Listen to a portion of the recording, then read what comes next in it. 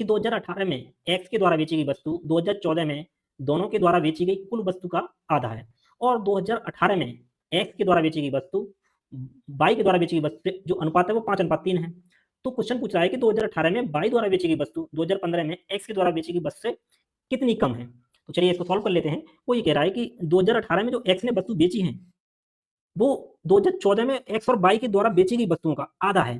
तो 2014 में इन्होंने 16,000 वस्तुएं बेची हैं, तो 16,000 वस्तुओं से आधा है, तो 16,000 वस्तुएं इन्होंने 2014 में बेची हैं दोनों ने, तो इनका आधा है वो कितना हो जाएगा 8,000।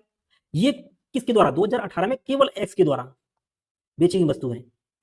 तो अब उसने दिया 2018 में एक्स और वाई का अनुपात कितना है, तो 2018 में एक्स अनुपात वाई कितना दिया है 5:3। अब जो एक्स की जो वैल्यू है वो कितनी है 8,000, यानी जो 5 की वैल्यू है वो कितनी दी है 8,000, तो एक की वैल्यू कितनी हो जाएगी 1600, तो 3 की वैल्यू कितनी हो जाएगी 1600 इंटू 3 यानी 4800। यानी ये है कि जो 2018 में वाई के द्वारा बेची गई जो वस्तु है वो 4800 है। अब पूछा क्या है कि 2015 में एक्स के द्वारा 2018 में वाई के द्वारा जो बेची गई वस्तु से कितना कम है। तो 2018 में वाई द्वारा 4800 बेची गई है और 2015 में एक्स के द्वारा कितनी बेची गई, तो निकाल लेते हैं उसको।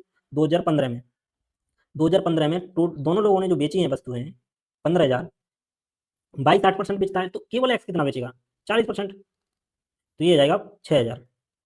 यानी केवल एक्स ने 2015 में 6,000 वस्तुएं बेची, तो कितनी कम बेची 2018 में वाई ने, तो 6,000 से 4800 माइनस कर दीजिए, तो ये आ जाएगा 1200।